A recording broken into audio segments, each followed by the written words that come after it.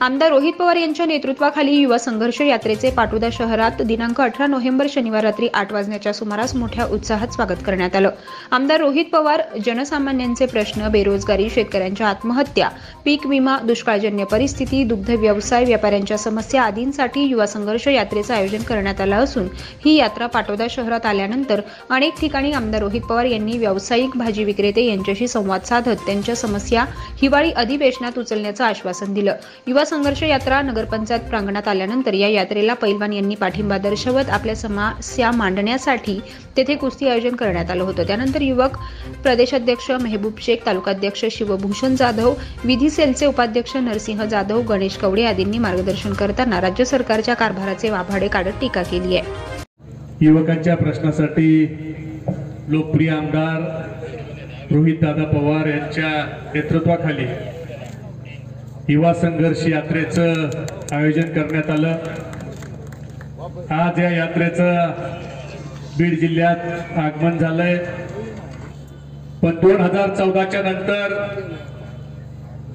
दरवर्षी 2 कोटी युवकांना रोजगार देऊ म्हणून सत्तेवर आलेलं केंद्रातलं भारतीय जनता पार्टीचं सरकार आज 9 वर्ष झालेत। 18 कोटी युवकांना नोकऱ्या मिळाल्या का? या प्रश्नासाठी ही युवा संघर्ष यात्रा आहे। आज आपल्या हाताला काम नाही। शिवभूषण दादाने सांगितलं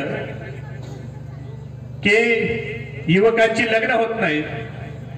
दादा, नौकरी है तो छोकरी है। जर नौकरी नसला तर छोकरी कुठून देणार?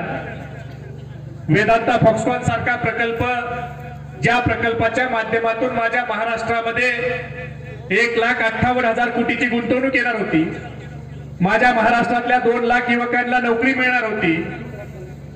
हे गद्दार सरकार सत्तेवर आला आणि त्यांनी हा प्रकल्प उचलला आणि गुजरातला नेऊन ठेवला।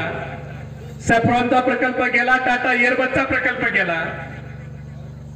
म्हणजे गुजरातची चाकरी करण्यासाठी महाराष्ट्राच्या युवकाची हक्काची भाकरी पळवण्याचं काम हे जे गद्दार सरकार करतंय, त्या सरकारला धडा शिकवण्यासाठी रोहित दादा, आपण जी 800 किलोमीटरची युवा संघर्ष यात्रा काढली त्याबद्दल महाराष्ट्र प्रदेश राष्ट्रवादी युवक काँग्रेसच्या वतीनं मी आपलं मनापासून स्वागत करतो।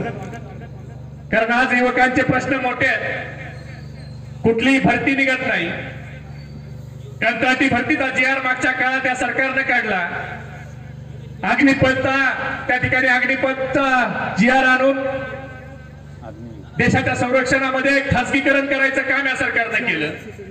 कंत्राटी भरतीचा GR आला, आपण त्याच्या विरोधात यात्रेमध्ये तो विषय घेतला। अनेक ठिकाणी जाऊन आपण जनजागृती केली। आपल्याशी चर्चा करून राष्ट्रवादी युवक काँग्रेसने देखील महाराष्ट्रात पहिलं आंदोलन कंत्राटी भरतीसाठी केलं।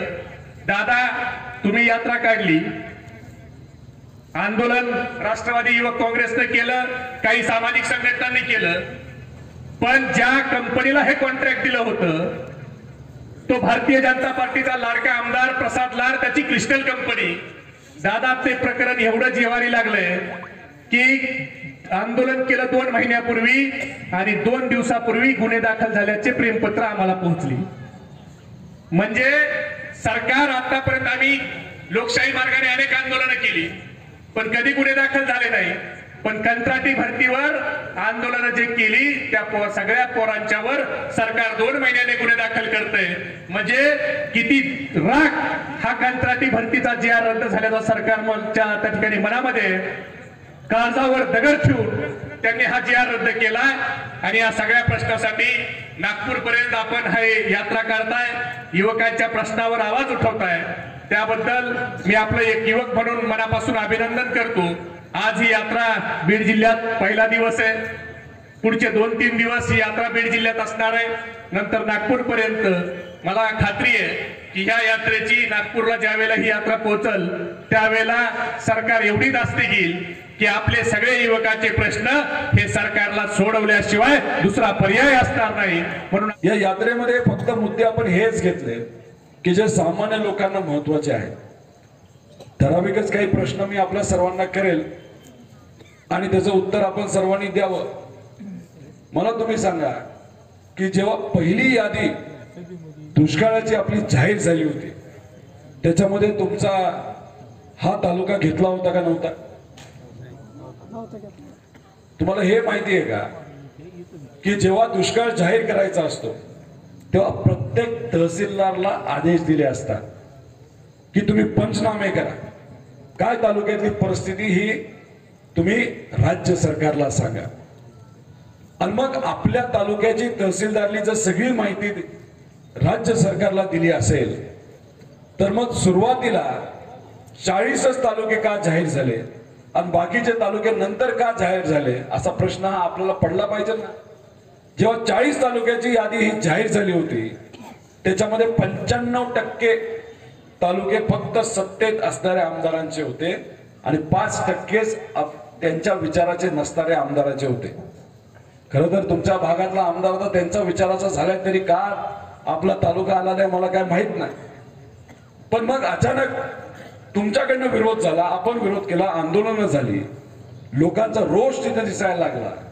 मग दुसरी यादी तिथं जाहीर झाली ज्याच्यामध्ये आपला म्हणजे माझा मतदारसंघ सुद्धा दुसऱ्या यादीत आला, तुमचा तालुका त्याच्यामध्ये दुसऱ्या यादीमध्ये आला. पण पहिली यादी आणि दुसऱ्या यादीमध्ये सुद्धा फरक आहे. पहिल्या यादीमध्ये शेतकऱ्याला किती मदत दिली जाणार आहे काही प्रमाणात तिथं स्पष्ट सांगितलं आहे. पण दुसरी यादी जी जाहीर केली गेली आहे त्याच्यामध्ये शेतकऱ्याला मदत किती मिळणार हे काही सांगितलेलं नाही. म्हणजे दुसरी यादी फक्त आपल्याला सांगण्यासाठी नाही तर आपल्याला शांत करण्यासाठी नाही तर आपल्या तोंडाला पानं पुसण्यासाठी त्यांनी ती काढलेली आहे.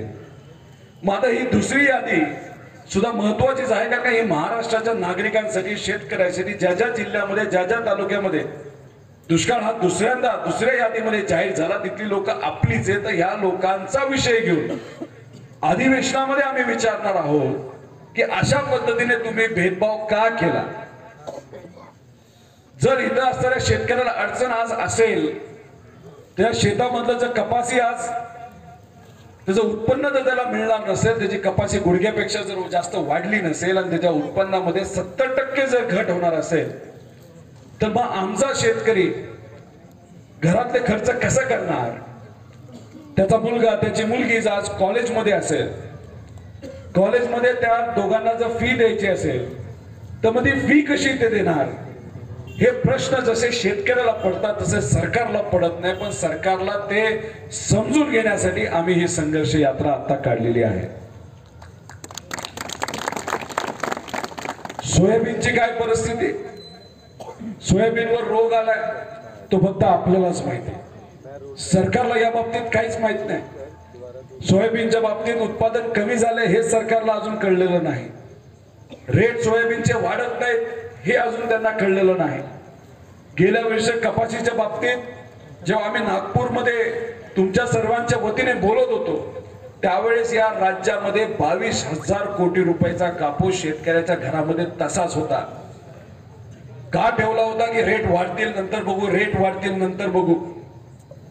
पण तसं का नाही झालं याचा एक कुठेतरी खोलात आपण सर्वांनी गेलं पाहिजे. कापूस वाढू शकला नाही कारण का आपल्या भारतामध्ये भारतातला कापूस तसाच राहिला. पण भारताच्या बाहेरून कापूस हा केंद्र सरकारने तिथं इम्पोर्ट केला होता, म्हणजे ऑस्ट्रेलियातून इम्पोर्ट केला होता. उद्या इंडिया विरुद्ध भारत होणार आहे क्रिकेट मॅच, पण कापसाच्या बाबतीत ऑस्ट्रेलिया जिंकली होती आणि भारत हारला होता. भारतातला शेतकरी हारला होता कारण तुम्ही कापसाचे भाव वाढावे यासाठी वाट बघत होता. त्यावेळेस केंद्र सरकार ऑस्ट्रेलियामधून कापूस आयात करत होतं.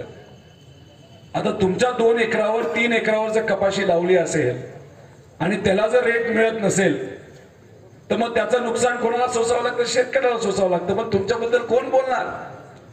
सरकारमध्ये असणाऱ्या लोकांना नाही ना वेळ तुमच्याबद्दल बोलायचं. ते कशामध्ये मग्न आहेत. कोण उपमुख्यमंत्री होणार, कोण मुख्यमंत्री होणार, कोणाला कुठलं मंडळ मिळणार याच्यामध्ये ते आता चर्चेत बिझी आहेत. तर आमच्या सगळ्यांचं मत आहे की आज सामान्य लोकांना ज्या अडचणी आहेत त्या कुठेतरी समजल्या पाहिजे, त्याच्यावर बोललं गेलं पाहिजे.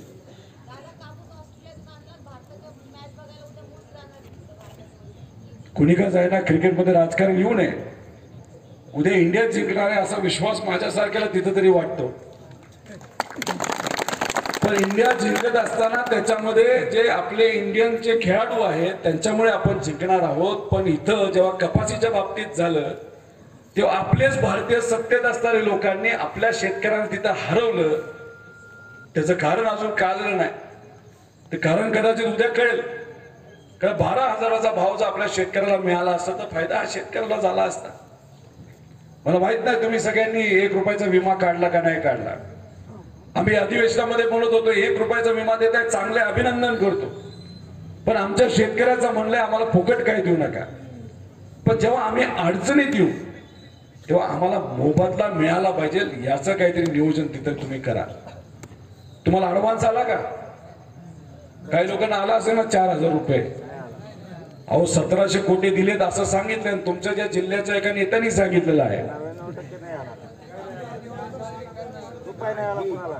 पाठवतात काहीच नाही आलं. दिवाळी कोणाची गोड करू हे पण विचारावं लागणार आहे आपल्याला.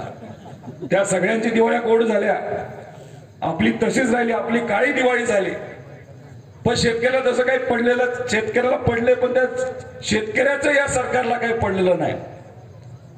विम्याचे 1,700 कोटी रुपये दिले असं सरकार सांगते. किती शेतकऱ्याला दिलं तर 45 लाख शेतकऱ्याला दिलं. मला माहित नाही इथं कोणाचं गणित चांगलंय.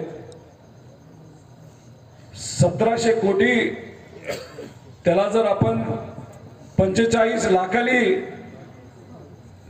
भागलं तर किती येतं? 4,000 रुपये. 4,000 रुपये तुम्हाला मिळणार. मग नंतर टप्प्याटप्प्याने बाकीची रक्कम मिळेल. 4,000 रुपये मध्ये काय होणार आहे आपलं? जर कपासीचं उत्पादन 70% कमी झालं असेल, सोयाबीनचं उत्पादन 50% कमी झालं असेल तर मग आपल्याला परवडणार आहे का याच्यामध्ये? काय नाही ना. पण आपण काय करणार? आपण शांत बसणार. आम्ही सगळ्या युवांचं असं मत आहे शांत बसायचं नाही. आपण मुद्दे मांडायचे आणि या सरकारला आपल्या विषयावर बोलण्यासाठी भाग पडायचं. यासाठी आपण ही युवा संघर्ष यात्रा काढलेली आहे. आम्ही अधिवेशनामध्ये बोलत असताना युवांचे प्रश्न मांडत होतो तेव्हा देवेंद्र फडणवीस साहेब म्हणतात युवा पिढी सिरियस नाही. आम्ही मुद्दा काय मांडला की आमची शेतकऱ्याची, कष्टकऱ्याची, ग्रामीण भागातली जी मुलं आहेत त्यांना तुम्ही 1,000 रुपये फी लावता प्रत्येक पेपरला. 5 पेपर दिले, 5 वेगळ्या विषयाचे नाही तर वेगळ्या विभागाचे तर 5,000 रुपये. 15 दिले 15,000 रुपये. म्हणजे शेतकऱ्याकडनं नाही तर शेतकऱ्यांच्या मुलामुलीकडनं वसुली ही राज्य सरकारने सुरू केली. त्याचा आम्ही विरोध केला. पण आम्हाला काय उत्तर मिळालं? नाही रे, आताची युवा पिढी सिरियस नाही. म्हणजे शेतकऱ्याची, कष्टकऱ्याची मुलं सिरियस नाही. हे उत्तर ऐकल्यानंतर मस्तकात आग गेली. पण काय करणार? या सरकारला काहीच पडलेलं नाही. याच्यामध्ये तुमच्या सर्वांच्या मुलामुलींकडनं, भाऊ बहिणीकडनं, मित्रांकडनं, मैत्रिणीकडनं हे सरकार 2,000 कोटीपेक्षा जास्त रुपये कमवणार. सरकार नाही, कदाचित TCS कंपनीला कमवून देणार आहे. आमचं मत होतं 100 रुपये लावा ना, काय फरक पडणार आहे? नाही, त्यांना नाही ऐकायचं. पण काय त्यांचा एक आत्मविश्वास वेगळाच आहे. त्यांना असं वाटतं की थोडस लोकांचं मन विचलित केलं, लक्ष दुसरीकडे जर आपण डायव्हर्ट केलं तर सहजपणे लोकसभा आपण जिंकू, आमदारकी पण आपण जिंकू असं बीजेपीच्या अनेक नेत्यांना तिथं वाटतं. आमच्या सगळ्यांची ड्युटी आहे, आमच्या सगळ्यांचं एक काम आहे की तुमचं लक्ष, लोकांचं लक्ष हे मेन मुद्द्यावर आलं पाहिजे. कारण त्या खऱ्या आपल्या सर्वांच्या अडचणी आहेत. आपल्याला शेतामध्ये नुकसान झालं ते तुमचं नुकसान होतं, ते सरकारचं नुकसान होत नाही. वेळेवर विम्याचा पैसा तुम्हाला मिळाला नाही तर तुमच्या मुलीची फी भरत असताना ज्या तुम्हाला अडचणी येतात त्या तुम्हालाच येतात, सरकारला येत नाहीत. विद्यार्थ्यांना स्कॉलरशिप वेळेवर मिळत नाही. अनेक असे मुद्दे जे आम्ही सर्वजण या युवा संघर्ष यात्रेमधून तिथे घेतलेले आहेत. लिंकिंग बद्दल कोणी म्हणत नाही. मला माहित नाही तुम्ही युरिया वापरता का नाही. आमच्याकडे तर वापरतात. तुम्ही वापरता का? नुसता युरिया मिळतो का तुम्हाला? 2 लाख रुपयाचा युरिया जर कोणी घेतला नाही तर 200 रुपयाचा युरिया जर कोणी घेतला तर त्याला 500 रुपयाचं लिंकिंग घ्यावं लागतं. हे योग्य का अयोग्य आहे? आपल्याला लागतो युरिया, त्याच्याबरोबर नको त्या गोष्टी घ्याव्या लागतात। शेतकऱ्याचीच मुलंच ते दुकानदार आहेत, त्यांची त्याच्यात चूक नाही, केंद्र सरकारची चूक आहे। ह्याच्यावर कोण बोलणार? नाही बोलणार। शेतकऱ्याला पूर्वी शेती परवडत होते, आता शेतकऱ्याला शेती परवडत नाही, कारण का लिंकिंग मध्ये महागडं खत घ्यावं लागतं। पेट्रोल 110 रुपयाला गेले, डिझेल 97 रुपयाला आहे, डीएपी पूर्वी 300 रुपयाला मिळत होतं, आता 1400 रुपयाला मिळते। त्यामुळे शेतकऱ्याच्या खिशातून पैसे जास्त बाहेर जातात आणि खिशात कमी येत आहे, आणि त्यामुळे आमचा शेतकरी आज अडचणीत आहे। आणि हेच मुद्दे आम्ही सर्वजण घेऊन या युवा संघर्ष यात्रेच्या माध्यमातून या सरकारला कुठेतरी सांगण्याचा प्रयत्न तिथं करत आहोत। त्यामुळे अनेक मुद्दे, अनेक गोष्टी, गरिबाची मुलं ज्या शाळेमध्ये जातात त्या शाळा म्हणजे जिल्हा परिषद शाळा बंद करण्याचा प्रयत्न या सरकारकडनं होतोय। त्यामध्ये युवा संघर्ष यात्रा या निमित्त रोहित दादाचं सर्व पाटोद्याकरांच्या वतीने मी स्वागत करतो आणि या विचार मंचावर सर्व नेते मंडळी यांचंही स्वागत करतो। ही संवाद यात्रा कशासाठी आहे तर ही संवाद यात्रा युवकांच्या हक्कासाठी आहे। ही संवाद यात्रा कशासाठी आहे तर ही संवाद यात्रा शेतकऱ्यांचा हक्क मिळवून देण्यासाठी आहे। ही संवाद यात्रा कशासाठी आहे तर ही संवाद यात्रा महाराष्ट्राचा स्वाभिमान जपण्यासाठी आहे। मित्रांनो, या महाराष्ट्रामध्ये पुरोगामी विचारसरणीचा जो पगडा उभा राहिला आणि त्या पगड्यातून माथ्यावर वारकरी संप्रदाय असतील किंवा येथील जे नामदेव महाराजांनी वारकरी संप्रदायाचा पाया रचला, त्या पाया रचण्यातून जो आपण आपला हक्क मिळवून त्यांनी दिला, छत्रपती शिवाजी महाराजांनी हे स्वराज्य निर्माण केलं, 18 पगड जातीला घेऊन हे स्वराज्य जे निर्माण केलं, त्या स्वराज्यामध्ये हे रयतेचं राज्य निर्माण झालं। पण त्याच रयतेच्या राज्यावर घाला घालून ही पुन्हा राज्य गुलामीच्या खाईत लोटण्याचा प्रयत्न झाला। त्या प्रयत्नाला हरवून पाडण्यासाठी ही युवा संघर्ष यात्रा आहे। मित्रांनो, रोहित दादांनी जे महाराष्ट्रामध्ये आज संघर्ष यात्रेमार्फत प्रत्येक तालुक्यातील वस्ती तांडे प्रत्येक गावातील प्रश्न ऐकून घेण्यासाठी ते आज आपल्या दारी महाराष्ट्रामध्ये फिरत आहेत आणि त्याला अतिशय चांगल्या प्रकारचा प्रतिसाद सर्व जनता देत आहे। कारण या महाराष्ट्रामध्ये जाती जातीत भांडण लावून पुन्हा आपली सत्ता कशी येईल किंवा या जातीतून आपण गुलामीत कसे जातो याचाच जो अर्थ लावलेला आहे तो समजण्याची गोष्ट आहे आणि ती समजून सांगण्यासाठी ही संवाद यात्रा आहे। हा संघर्ष त्यासाठी आहे। मित्रांनो, मराठा आरक्षणाचा प्रश्न या महाराष्ट्रामध्ये इतका प्रलंबित पडला, त्या मराठा आरक्षणाला मराठ्यांना आरक्षण मिळालं पाहिजे, या धनगर समाजाला एसटी मध्ये आरक्षण मिळालं पाहिजे, मुस्लिम समाजाला आरक्षण मिळालं पाहिजे, यासाठी ही संवाद यात्रा आहे। ही संवाद यात्रा तुमचे आमचे प्रश्न मिटवण्यासाठी आहे। येणाऱ्या काळात तुम्ही आम्ही गुलामीत कसं जाऊ याचं जे यांनी षडयंत्र रचलेलं आहे ते षडयंत्र तोडण्यासाठी ही संवाद यात्रा आहे। आज जर महाराष्ट्रात पाहिलं तुम्ही तर तुम्हाला गुलामीत ढकलण्यासाठी तुमचं शिक्षणापासून तुम्ही कसे वंचित राहतात यासाठी या महाराष्ट्रातल्या 68,000 जिल्हा परिषद शाळा बंद करण्याचा कट या सरकारने केलेला आहे। त्यासाठी ही संवाद यात्रा आहे। ती जिल्हा परिषद शाळा चालू राहून तुमच्या आमच्या गोरगरिबाचे लेकरं त्या शाळेमध्ये शिकले पाहिजेत, त्यासाठी ही संवाद यात्रा आहे। या महाराष्ट्रातील अनेक प्रलंबित प्रश्न आहेत, ते प्रश्न मार्गी लावण्यासाठी रोहित दादा आज तुमचे आमचे मनोगत ऐकून घेण्यासाठी आज मुक्कामी पाटोदा शहरामध्ये आहे। हा कार्यक्रम झाल्यानंतर चाऊस मंगल कार्यालयामध्ये तुमचे पाटोदेकरांचे प्रश्न ऐकण्यासाठी चाऊस मंगल कार्यालयात रोहित दादा मुक्कामी आहेत। तरी पाटोदेकरांनी ज्यांना ज्यांना जे युवकांना असतील प्रत्येक माणसाला असतील प्रश्न मांडायचे आहेत त्यांनी चाऊस मंगल कार्यालयात येऊन मांडायचा प्रयत्न करावा ही सर्वांना विनंती करतो। वेळ थोडा आहे, बोलण्यासारखं खूप काही आहे, पण दादांना बोलण्यासाठी वेळ द्यायचा आहे। दिवसभर ही यात्रा चालत आहे, लोक थकली आहेत, त्यामुळे मी थांबतो। जय हिंद, जय महाराष्ट्र। दादा, तुमच्या माहितीची सांगतो की ज्या ठिकाणी आपण बसलो त्या पाठीमागे ग्रामपंचायत आहे। या ग्रामपंचायत कार्यालयामध्ये क्रांतिसिंह नाना पाटीलांचा या ठिकाणी आम्हाला सहवास लाभलेला आहे आमच्या मागच्या पिढीला। या देशामध्ये महाराष्ट्रामध्ये ज्यावेळेस क्रांतिसिंह नाना पाटील आपल्या बीड जिल्ह्यामध्ये त्यांनी खासदारकी साठी अर्ज भरला, तर याच बीड जिल्ह्यातल्या बहादर जनतेने त्यांना पैसे भरायला नव्हते, ते पैसे भरून त्यांना या ठिकाणी निवडून आलं. म्हणून क्रांतिसिंह नाना पाटील या ग्रामपंचायतमध्ये राहिले. त्यांच्या त्या पुण्यस्पर्शाने पायित झालेल्या या पुण्यभूमीमध्ये आज दादा आपण आलात, आपलं या ठिकाणी स्वागत करतो. मित्र, आज आदरणीय शरदचंद्रजी पवार साहेब यांचा विचार घेऊन दादा महाराष्ट्रामध्ये जात आहेत. मी एक वकील म्हणून त्या ठिकाणी उच्च न्यायालय वकील संघाचा अध्यक्ष म्हणून काम करत असताना या देशामधील इंटेलेक्च्युअल पर्सन पवार साहेब आणि आज महाराष्ट्रामध्ये आदरणीय दादाकडे कसे पाहतात आणि त्यांना काय अपेक्षित आहे हे मी तुम्हाला सांगतो. कारण मी वकील म्हणून पाहतोय लोकांच्या समस्या. पवार साहेबांनी आपल्याला खूप दिलं, परंतु 50 वर्षात आपल्याला मिळालं का? पाटोद्यामध्ये मला सांगा, आज स्वच्छ पाणी प्यायला मिळते का? वॉटर फिल्टर आहे का? आपल्याकडे आतापर्यंत किती पैसे आले या योजनेसाठी आणि किती पैसे गेले? परंतु आज हा तालुका असून सुद्धा या ठिकाणी प्यायला पाणी नाही. 35 वर्षापूर्वी या ठिकाणी MIDCची जागा ॲक्वायर झालेली आहे, परंतु आज या ठिकाणी MIDCचा एकही उद्योगधंदा नाहीये.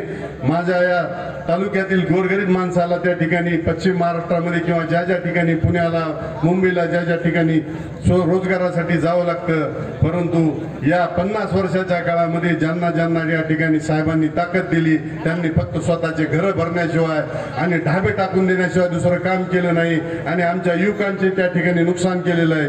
म्हणून दादाकडून जास्त अपेक्षा ठेवत असताना आपण सर्व युवकांनी त्या ठिकाणी आपल्या हक्कासाठी जागृत झालं पाहिजे मित्र. कारण आज तुम्ही अन्याय सहन करता म्हणून हा अन्याय होतोय. 1956 नागपूर करारानंतर आपला 1948ला आपल्याला स्वातंत्र्य मिळालं. हैदराबाद मुक्त झाला, निजामाचं राज्य गेलं आणि आपण आलोत आणि आपल्याला भारतीय राज्यघटनेमध्ये आर्टिकल 371 स्पेशल आपल्याला मराठवाड्यासाठी दिलेलं आहे. आज आपला त्या ठिकाणी खूप बॅकलॉग त्या ठिकाणी राहिलेला आहे, परंतु हा बॅकलॉग भरून काढत असताना आपल्याला दादासारख्या नेतृत्वाची गरज आहे. कारण आज देशामध्ये त्या दिवशी 8 तारखेला आदरणीय शरदचंद्रजी पवार साहेब यांच्या अध्यक्षतेखाली 100 देशातील एक नामांकित वकिलांची साहेबांच्या बंगल्यावर मिटिंग झाली आणि त्या पूर्ण देशामधील वकील बांधव त्या ठिकाणी होते आणि त्यांनी पवार साहेबांनी फक्त मिटिंग बोलवली आणि त्यांनी साहेबांना सांगितलं, साहेब तुमची देशाला गरज आहे, तुम्ही पुढे व्हा. कारण भारतीय राज्यघटना भारतीय लोकशाही जर वाचवण्याची ताकद असेल तर शरदचंद्रजी पवार साहेब या नेत्यामध्ये आहे आणि त्याचे विचार आज दादा त्या ठिकाणी पुढे घेऊन जातात. म्हणून दादा आम्ही तुमच्या बरोबर आहे. आज आमची दुसरी पिढी आदरणीय पवार साहेबांवर आहे.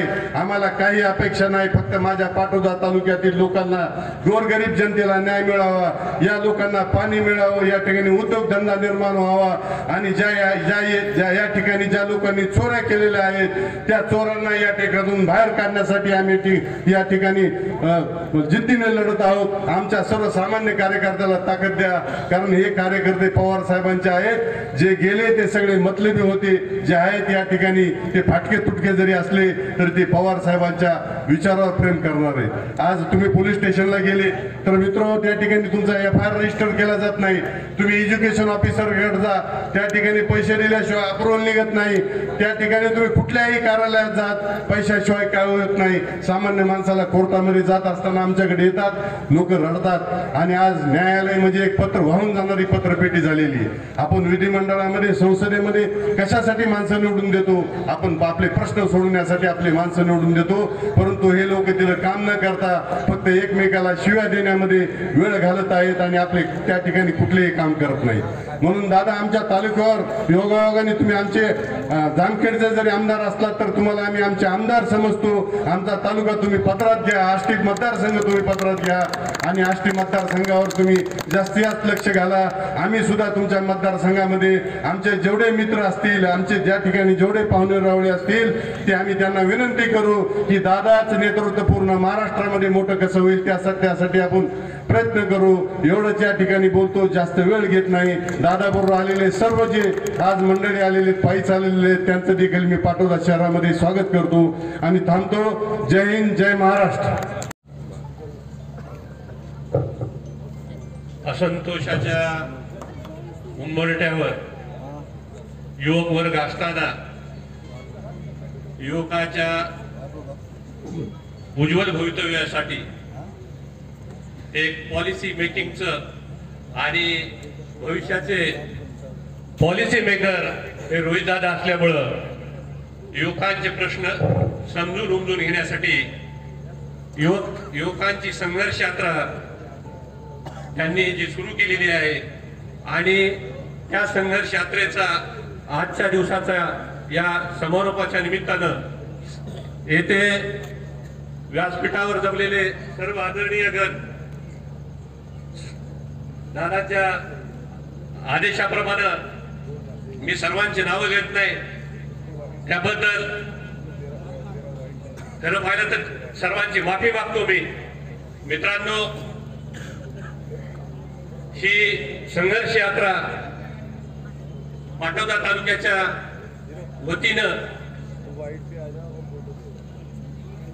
तयारी करताना या संघर्ष यात्रेमध्ये आमच्या सर्व मित्रपक्ष आघाडीने आम्हाला सगळ्यांना सहकार्य केलं.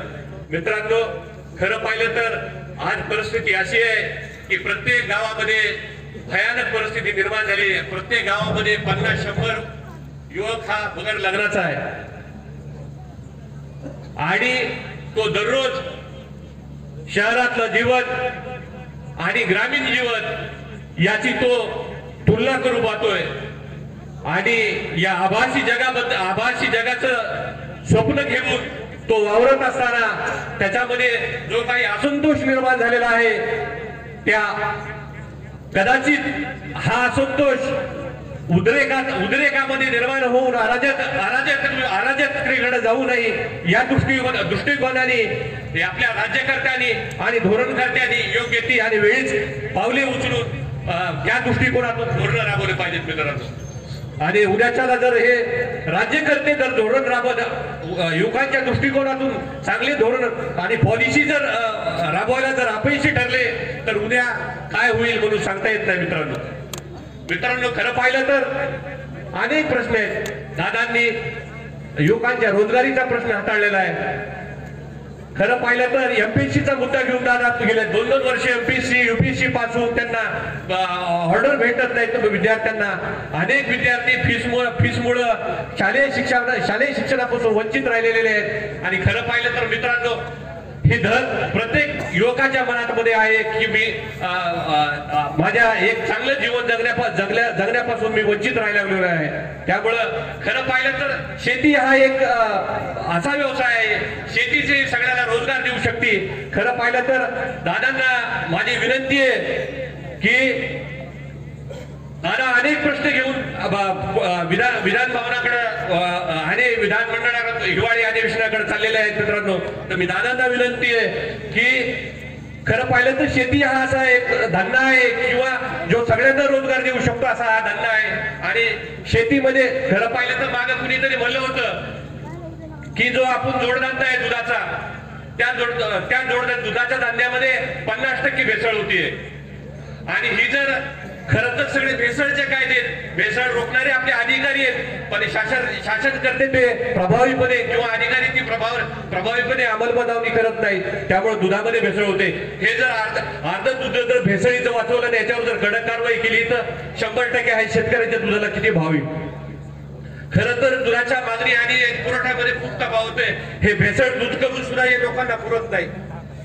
आणि जर सरकारने जर याच्यावर योग्य ते पावले उचलली आणि 50% जे भेसळीचं दूध बंद आहे तर अनेक युवकांना किंवा अनेक शेतकऱ्यांच्या मुलांना याच्या माध्यमातून रोजगार भेटू शकतो. हे असे कॉन्क्रीट प्रश्न आहेत. असे कॉन्क्रीट प्रश्न जर घेऊन जर गेलो तर निश्चितच आपल्याला रोजगार भेटू शकतो. त्याच्यानंतर खरं पाहिलं तर शेतकऱ्याच्या खतामध्ये देखील भेसळ होतीये. पर्यायाने शेतकरी तो एक तर उत्पन्न तर निघतच नाही, पर्यायाने तो त्या वर्षातील त्याच्या उत्पन्नाला मुकला जातो. सगळं हे वेळीच रोखलं पाहिजे. त्याच्यानंतर आता दूध आहे, दुधामध्ये सुद्धा आता खव्याची भेसळ होऊ लागली आहे, ही सुद्धा रोखली पाहिजे. त्याच्यानंतर बियाण्यामध्ये सुद्धा भेसळ आहे. हे असे अनेक प्रश्न आहेत. त्याच्यानंतर येमध्ये येत नाही, साखर कारखान्यावर ज्यावेळेस शेतकरी ऊस घालतो त्यावेळेस त्याचा काटा मारला जातो. तसंच नाही, जे व्यापारी वर्ग आहेत तो त्याचा सुद्धा काटा मारला जातोय. आणि तो त्याच्यावर वजनमाप नियंत्रणाचे जे अधिकारी ते येतच नाही आणि तो त्या काट्याकडे तरी लक्षच नाही. पर्याय हे जर शासनाने जर कडक अंमलबजावणी याची केली, काटा भेसळती, याच्यामध्ये सुद्धा शेतकरी वाचू शकतोय. त्याच्यानंतर शेतकऱ्यांसाठी काही जे पारंपरिक पद्धतीचे जे काही जुलमी कायदे झालेले आहेत, ते जुलमी कायद्यामध्ये सुद्धा बदल होत आहे. त्याच्यामध्ये काही याच्यामध्ये जीवनावश्यक कायदे आहेत, ते त्या कायद्यामध्ये बदल केला पाहिजे. पर्यायाने शेतकऱ्याच्या शेतमालाला भाव मिळेल. शेतकरी हवा तसा आणि हवा तेव्हा हवे त्या ठिकाणी माल चुक्याचा विकू शकेल आणि त्याला वाजवी त्याचा दर मिळेल. त्याच्यानंतर शिक्षणाचा बी अनेक प्रश्न आहे. शिक्षण सुद्धा सर्व जातींना, सर्व यांना फ्री झालं पाहिजे. त्याच्यानंतर सारे बेरोजगारासाठी एक सुलभ कर्ज मिळाला पाहिजे आणि त्या बेरोजगाराची डिग्री हेच जामीन समजून त्याला कर्ज भेटलं पाहिजे सुशिक्षित बेरोजगाराला. त्याच्यानंतर माझ्या दृष्टिकोनातून ह्या पोल्युशनचा आणि शेतकऱ्यांचा जर कार्बन क्रेडिट सारख्या जर परदेशामध्ये जे काही योजना आहेत ते जर आपल्या भारतामध्ये राबवली किंवा महाराष्ट्रामध्ये जर राबवली कार्बन क्रेडिट सारखी, पर्यायाने शेतकऱ्याला त्याचा फायदा होऊ शकतो. शेतकऱ्याच्या बांधावर किंवा शेतकऱ्याच्या शेतात जे काही झाड आहेत किंवा फळबाग आहेत, त्या फळबागाचा अप्रत्यक्षरित्या जर त्याला मोबदला ह्या कार्बन क्रेडिटच्या द्वारे जर मोबदला भेटला शेतकऱ्याला, तर याच्यातून सुद्धा शेतकऱ्याला फायदा भेटू शकतो आणि शेतकरी सुजलाम होऊ शकतो. त्याच्यानंतर अनेक काही सामाजिक समस्या आहेत. आता दादा सगळ्यात मोठी आता अविवाहित तरुणांची मोठी समस्या आहे. त्या समस्येला जर आता धोरणकर्त्याने जर हात नाही केला तर उद्याचं भविष्य हे भयावह आहे. या दृष्टिकोनातून सुद्धा दादा आपण प्रयत्न केला पाहिजे. एवढे मी आता दादा तर आपले भविष्यातले पॉलिसी मेकर आहेत, मोठे राज्यकर्त्याने आपल्या महाराष्ट्राचं भवितव्य आहे. हे निश्चितच या अशा अनेक प्रश्नांचं आता युवकांची अनेक लोकांशी ते याच्या दरम्यान संवाद साधणार आहेत. संवाद साधून अनेकांचे प्रश्न समजून उमजून घेणार आहेत आणि विधिमंडळात मांडणार आहेत. हे याच प्रश्नाचा उपयोग दादा नक्कीच याचा हे करतील आणि निश्चितच या दृष्टिकोनातून प्रश्न मार्गी लावण्याचा प्रयत्न करतील.